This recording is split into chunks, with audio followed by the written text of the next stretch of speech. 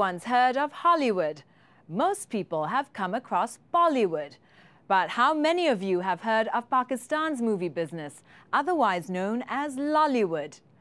The industry has been stuck in the shadow of its more prolific and famous neighbor for years. And at one time, it seemed there was only one way the Lollywood story was headed. But as Joe Kynes discovered, Pakistan's filmmakers are now trying to rewrite the ending. The lights are set. The cameras are ready. But don't be fooled by all the glitz and glamour. The Pakistani city of Lahore and the cluster of studios known as Lollywood are playing a starring role in their own dramatic fight for survival. This is not the way the story began. I joined this studio in 1959. When cinematographer Nabi Ahmad began working at what is now Pakistan's largest film studio, Lollywood was buzzing with energy.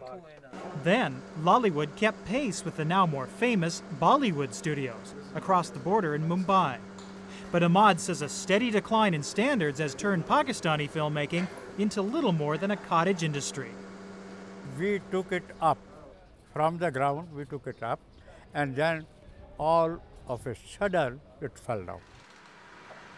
Film production nationwide has fallen from about 120 films a year in the late 1970s to fewer than 50 a year today. A fraction of the more than 700 films neighboring India cranks out each year. The trend alarms even the big players of Lollywood. Only 30% is left.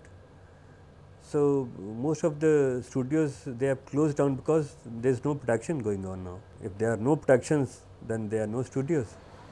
Industry analysts say Lollywood's decline began in the 1980s with the arrival of home video and then later VCDs and DVDs. Such technology keeps moviegoers at home, watching illegally imported foreign films and Indian movies which are banned from the cinemas. It's not a matter of how cheap or expensive discs are. People want good movies, and our local films can't provide that kind of quality. Cable television is the latest villain of the piece.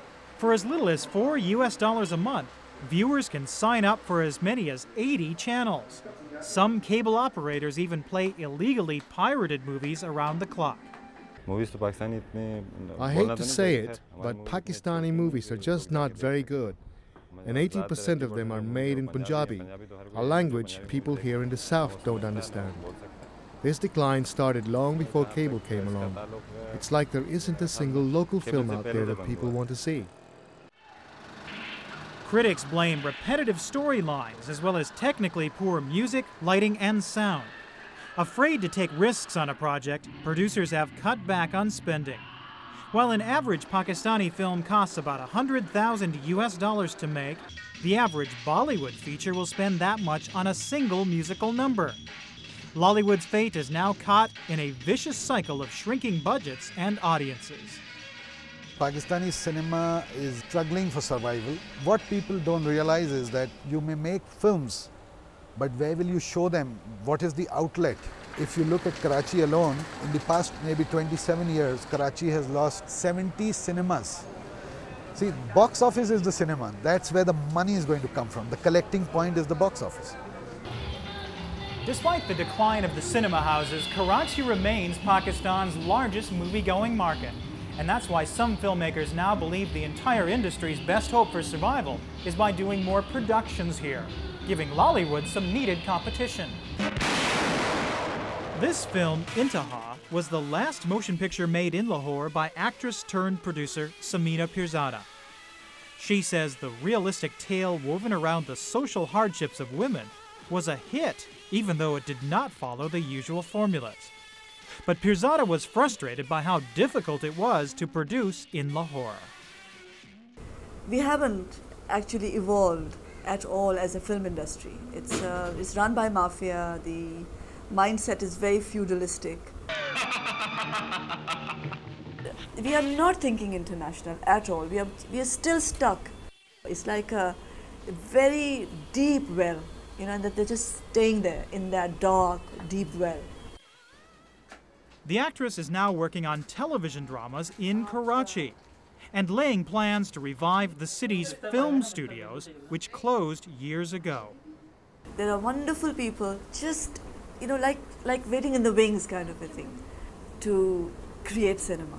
And I have a feeling that if we are able to revive Karachi film industry, we will be reaching out to the world and showing them our work.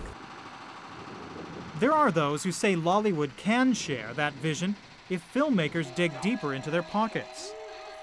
Salakhain, currently in production in Lahore, has already cost hundreds of thousands of dollars above the norm because it had been shot in exotic locations.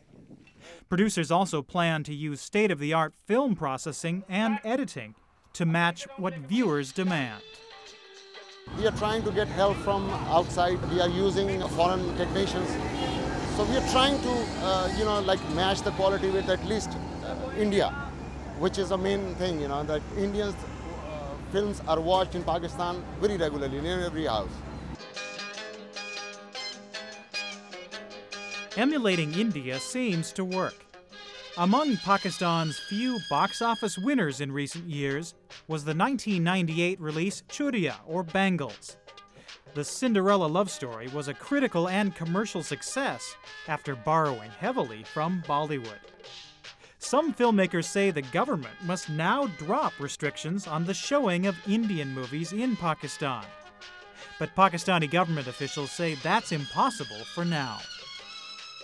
If it's not dying, it must be an oxygen tent, because our film industry is very weak. If we allow the Indian movies, I don't think their score will be more down. Nobody is going to now make the dare to expand, to spend money on movies. If Indian movies are allowed in Pakistan. There are some people like me who believe that no, it's going to open up a lot of opportunities for us. There'll be a lot of opportunities for Pakistanis to learn from them. And secondly, India is a bigger market than Pakistan. So the opportunity is for us. They'll be coming into a smaller market and we'll be going into a bigger market. Most Pakistani filmmakers are realizing their industry's survival also depends on more government support. They point to the way India has successfully projected its image to the world through the silver screen. Pakistan can accomplish the same, they say, if it finds a way to change the Lollywood cliffhanger into a happy ending. And that's all for this edition of Focus Asia. Do email us with any comments or suggestions for stories for the program. Our address, focusasia@startv.com. Thanks for watching. I'm Shakuntala Santharan. Goodbye.